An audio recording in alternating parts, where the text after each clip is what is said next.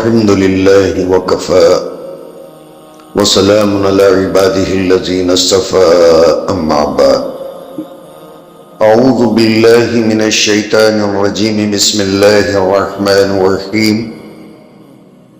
سبحان الذي أسرى بعبده ليلا من المسجد الحرام إلى المسجد الأقصى الذي باركنا حوله لنريه من آياتنا إنه هو السميع البصير صدق اللہ العظیم۔ اللہ تعالیٰ کے دربار میں سجدے شکر بجا لاتے ہیں کہ اللہ تعالیٰ نے ہم تمام کو روزہ رکھنے کی طاقت عطا فرمائی، توفیق عطا فرمائی، اور اللہ نے ہمیں مسجد میں جمع فرمایا، تراویح پڑھنے کی توفیق عطا فرمائی۔ اللہ تعالیٰ ہماری ان ٹوٹی پھوٹی عبادتوں کو اپنے فضل اور کرم سے قبول فرمائے۔ یہ 15واں پارہ سبحان الذی، اس پارے کے اندر دو صورتیں ہیں، ایک بنی اسرائیل ہے اور اس کے اختتام پر سورہ کہف کی شروعات ہے۔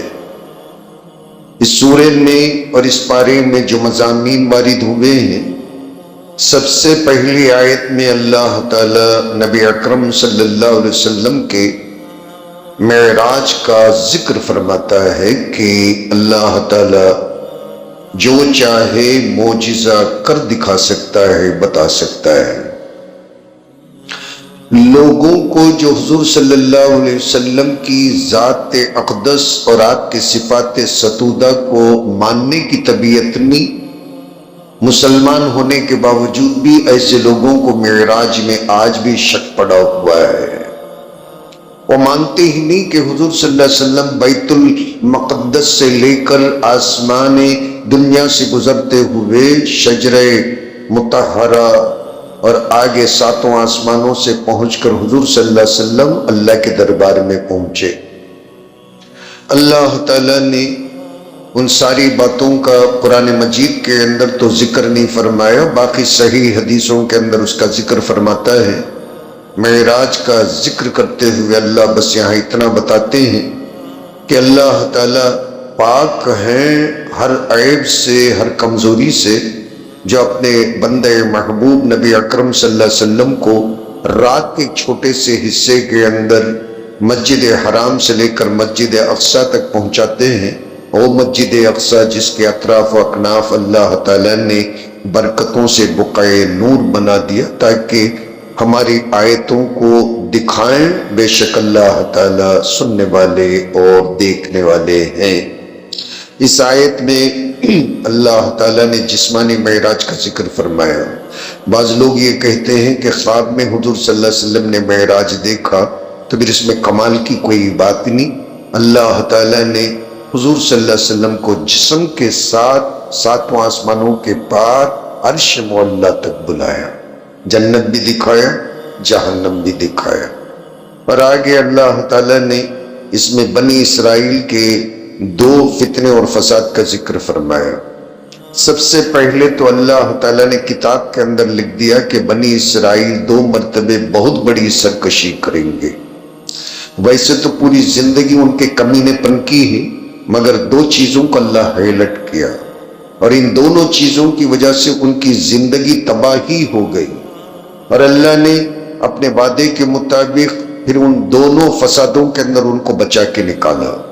پہلی مرتبہ بنی اسرائیل عیسیٰ علیہ السلام کے پیدا ہونے سے پہلے، موسیٰ علیہ السلام کے بعد میں حضرت زکریا علیہ السلام کے دشمن بن کر آری سے، رمپم سے، بلیڈ سے حضرت زکریا علیہ السلام کو ذبح کر ڈالے، اور بعد میں اللہ تعالیٰ نے ان کے انتقام کے اندر اللہ کا جو عرش اور آسمان ہل گیا نا، پیغمبر کو اتنے بے دردی سے جو آڑے کترتے کاٹتے چلے گئے، تو اللہ تعالیٰ نے ان کے اوپر ایک ظالم بادشاہ کو مسلط کیا، 70 سال ان کو غلام بنا کے رکھا، اور پھر ان لوگوں کے قتل عام، اونچا کوتا جو کہتے ہیں نا، تو ان کو آڑے ہاتھوں لے کر قتل ڈالا۔ 70 سال اللہ تعالیٰ کا غضب ان لوگوں کے اوپر نازل ہوتا رہا۔ پھر اللہ تعالیٰ نے فارس کے ایران کے ایک بادشاہ کے دل میں رحم پیدا کیا، پھر اس نے چڑھائی کی، پھر یہودیوں کو آزاد کرایا، رحم کھا کر پھر یہودیوں کو فلسطین کے اندر رہنے کی جگہ دی۔ تھوڑے دن کیا گزرے کہ پھر ان لوگوں نے پھر سرکشی کر ڈالی، پھر ان کے بیٹے حضرت یحییٰ علیہ السلام کو ایک عورت کے کہنے پہ قتل کر ڈالا۔ پھر اللہ تعالیٰ کو غصے آئے تو اللہ تعالیٰ نے پھر دوسرے مرتبے ان کو پکڑ لیا اور پھر بیت المقدس سے ان کو باہر کر دیا۔ اس کے علاوہ 20 مرتبے ان لوگوں نے سرکشی کی۔ پوری تاریخ اسلام کے اندر حدیثوں کی کتابوں کے اندر ان کے واقعات بھرے پڑے ہوئے ہیں۔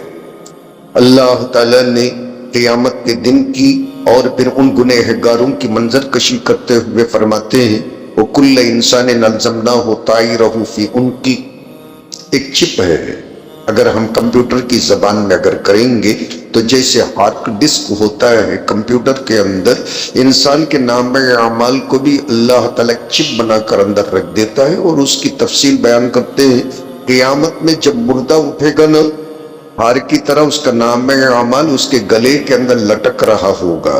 وَنُخْرِجْ لَهُ يَوْمَ الْقِيَامَةِ كِتَابًا يَلْقَاهُ مَنْشُورًا، اور پھر ہم اسے قیامت کے دن نکالیں گے باہر کر کے تو وہ ایک پھیلی ہوئی کتاب کی طرح ہمارے سامنے اور لوگوں کے سامنے آئے۔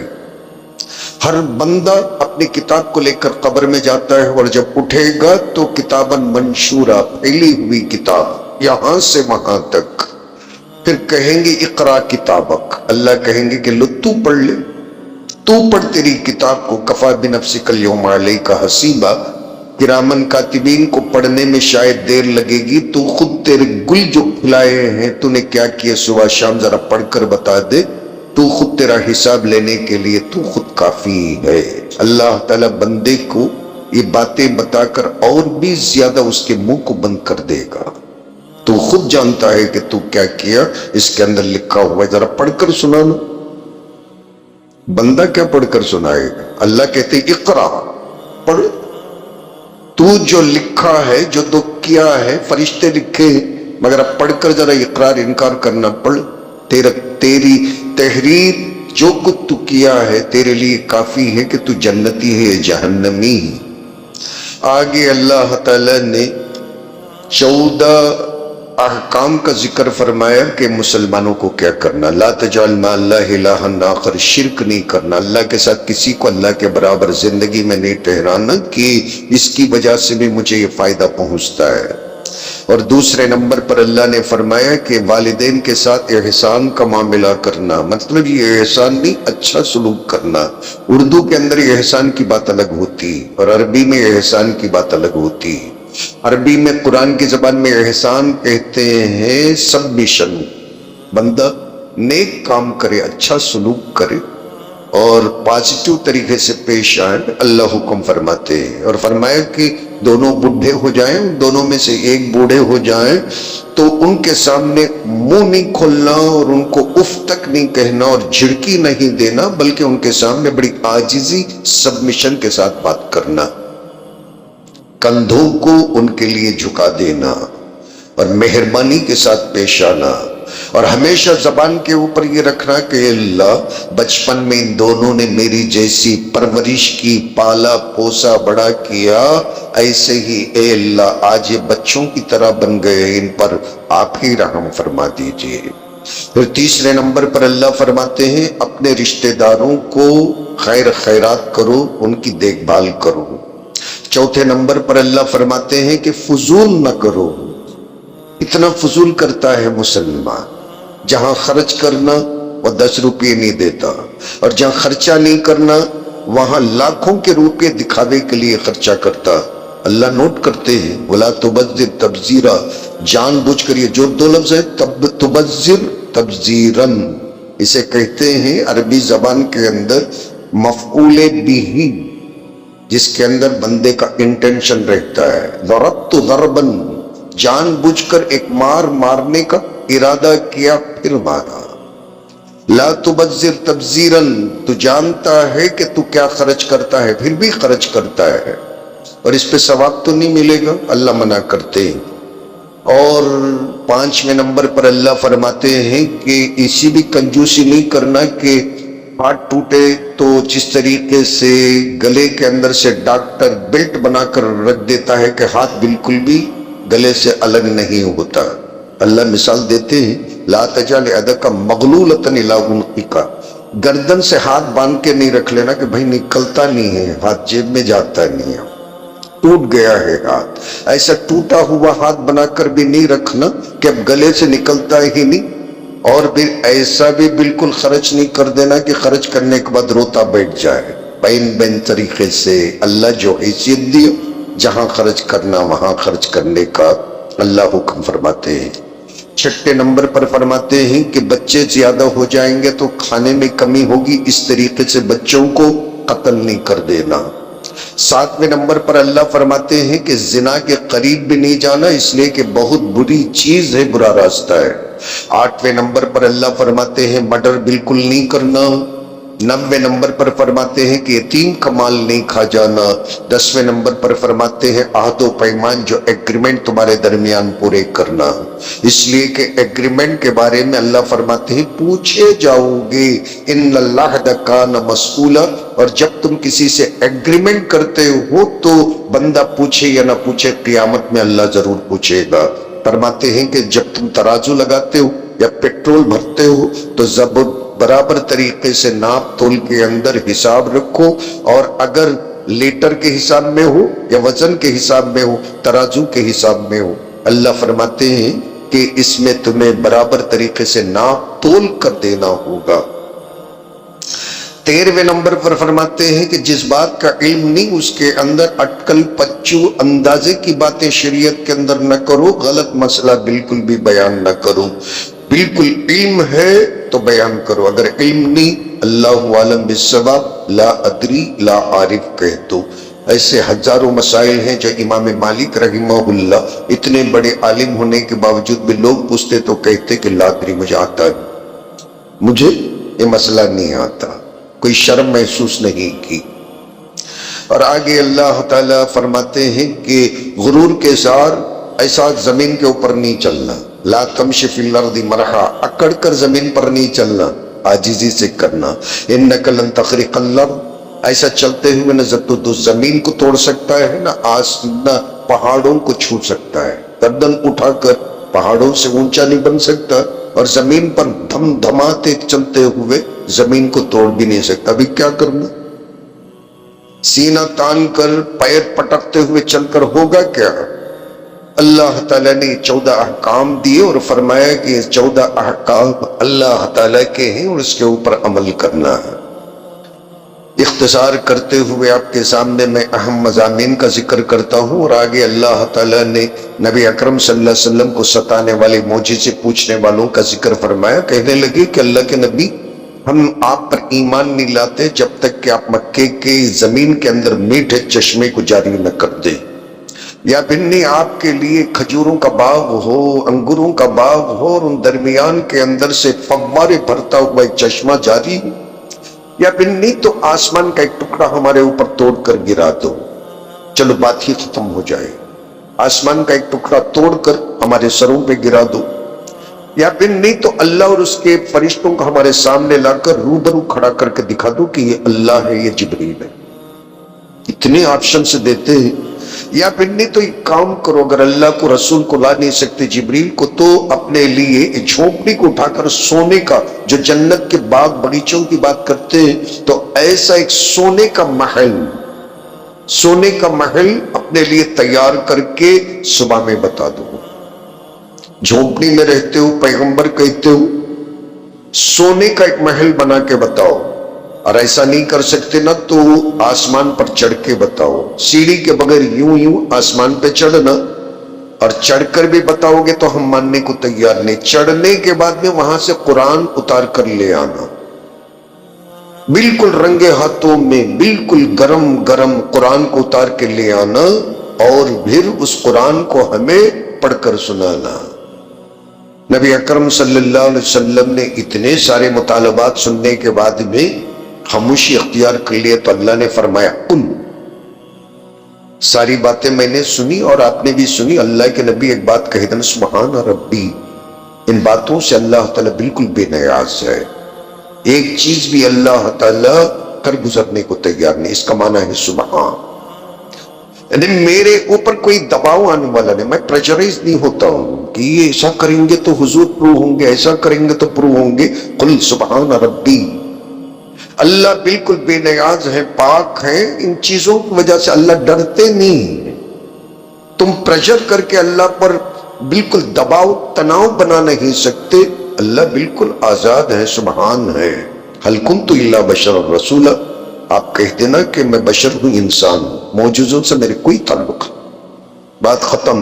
جب میرے دل میں آئے گا تو میں معجزہ بتاؤں گا. اب میرے دل میں نہیں آیا تو ابو جہل صبح شام سر نیچے پیر اوپر کر کر مولڈلی دار بندر کی طرح اچھل کود کرے، مجھے کچھ فرق پڑنے والا نہیں. اللہ تعالیٰ نے ساری چیزوں کو ڈسٹ بن میں ڈال دیا، کچھ ہونے والا نہیں. پھر اللہ تعالیٰ نے اس کے اندر جو مضمون بیان کیا کہ اللہ تعالیٰ نبی اکرم صلی اللہ علیہ وسلم دعا کرتے تھے، اللہ اللہ کرتے تھے. ایک دن دعا کے اندر یا رحمان کہہ کے دعا کیا. سارے کافروں نے کہا کہ ہم سے تو کہتے ہیں کہ اللہ اللہ کرو، یا رحمان دوسرے خدا کو بلاتے ہیں. کہتے ہیں ہم سے اللہم اللہ، اور یہ کہتے ہیں یا رحمان، دوسرے خدا کو بلاتے ہیں. اللہ نے فرمایا تم چاہے اللہ کو بلاؤ یا رحمان کو بلاؤ، دونوں میں ہی. ایما تدعو فلہ الاسماء الحسنی، میرے بہترین نام ہے، جس نام سے بلاؤ میرا ہی نام ہے. اسے لے کر رام رحیم کو ایک نہیں کہنا، اس لیے کہ اسماء الحسنی کے جو نام ہے نا، امام بخاری نے بھی لکھے، امام ترمذی نے بھی لکھے. انہی 99 ناموں کے اندر اللہ کہتے ہیں کسی کو بھی سلیکٹ کر کے یا غفور کہو، لبیک کہو، یا رشید کہو، یا صبور کہو، یا ماجد کہو، یا واحد کہو، یہ اللہ کے نام ہے. ان ناموں سے پکارو گے تو اللہ تعالیٰ جواب دیں گے. پھر اللہ تبارک و تعالیٰ نے اپنی تعریف بیان کی. ابو ہریرہ فرماتے ہیں یہ آیت سب کو یاد رکھنا ہے. بچے کو حضرت ابو ہریرہ کہتے ہیں کہ بچے کو بولنا آتا تھا نا تو ہم یہ آیت کو سکھا دیتے تھے، یہ بچے بھی یہ یاد کرتے تھے. قل الحمدللہ الذی لم یتخذ ولدا ولم یکن له شریک فی الملک ولم یکن له ولی من الذل وکبرہ تکبیرا. سورہ کہف کے شروعات کے اندر اللہ تعالیٰ نے اور اللہ کے نبی صلی اللہ علیہ وسلم نے اس کی بڑی فضیلتیں بیان فرمائی. فرمایا کہ جمعہ کے دن جو سورہ کہف پڑھتا ہے آخری زمانے میں دجال کے فتنے سے اللہ اسے محفوظ کرتا ہے. مسلم کے اندر آتا ہے کہ کم سے کم 10 آیتیں سورہ کہف کی پڑھنا. ہر ایک عالم کا، ہر ایک بزرگ کا یہ عمل ہے کہ سورہ کہف کو وہ جمعے کے دن ضرور پڑھتے ہیں. اللہ ہمیں بھی توفیق دے. پھر یہ سورہ کہف کے تعلق سے، یہودیوں کے تعلق سے اللہ تعالیٰ بیان کرتے ہیں کہ ایک مرتبہ حضور صلی اللہ علیہ وسلم کی خدمت میں یہ آئے اور کہنے لگے کہ ہم 3 سوال ہیں، اگر جواب دیں گے جو زکریا کو قتل کر کے آئے نا، شرم نہیں. پھر آ کے کہتے ہیں کہ اب ہم مکمل سرنڈر ہو جائیں، ٹیررزم کو چھوڑ دیں گے، ہم مسلمان ہو جائیں گے، اللہ کی گائے بن کر زندگی گزاریں گے. 3 سوالوں کا جواب دے دیں. کہا کہ کیا؟ کہنے لگے کہ روح کسے کہتے ہیں؟ روح جو جان ہے اس کا معنی کیا ہے، وہ کیسی ہے، اس کے بارے میں بتایا. اور دوسرا ذوالقرنین کے بارے میں بتایا. اور تیسری چیز اصحاب کہف، اصحاب رقیم کے بارے میں بتایا. حضور صلی اللہ علیہ وسلم بڑے خوش ہوئے، کہنے لگے کہ کل بتاتا ہوں، اور اس امید سے کہ وحی آئے گی. اللہ نے وحی کو موقوف کر دیا اور لوگوں کو بولنے کا موقع مل گیا. پھر حضور صلی اللہ علیہ وسلم کو اللہ فرماتے ہیں لا تقولن لشیء انی فاعل ذلک غدا. اللہ کے نبی تو میرا لاڈلا ہے لیکن مجھے پوچھے بغیر کیسے کہہ سکتا ہے؟ میرا لاڈلا ہے، مجھے پوچھے بغیر تو کیسے بات دے سکتا ہے؟ یہاں بھی اللہ نے حضور صلی اللہ علیہ وسلم کو آزمایا. کسی بھی چیز کے بارے میں بولنے سے پہلے آپ یہ نہیں کہہ دینا کہ میں کل کو کر دکھاؤں گا، الا یشاء اللہ، مگر اللہ چاہے تو ہی تو کر سکے گا، اس لیے انشاءاللہ ضرور بولنا. اللہ نے نبی اکرم صلی اللہ علیہ وسلم کو یہ بات سکھائی. پھر بعد میں چل کر اللہ تعالیٰ نے ان کے جواب دیے. یہ حضور صلی اللہ علیہ وسلم کے زمانے سے پہلے، حضرت عیسیٰ سے پہلے، ایک بہت بڑے کافر کے زمانے کے اندر یہ لوگ جو مسلمان ہو گئے اپنے ایمان کو بچانے کے لیے گفے میں جا کر چھپ گئے، پھر وہ 300 سال تک اس کے اندر سوتے رہے، بعد میں اٹھے، پھر بعد میں اس زمانے کے سکوں کو لے کر آئے۔ اس واقعے کو ہم جانتے ہیں، کئی مرتبے سن چکے ہیں، اور اس میں اللہ تعالیٰ یہ سبق دینا چاہتا ہے کہ ایمان والوں کو اللہ تبارک و تعالیٰ قبر کے اندر زندہ رکھتا ہے۔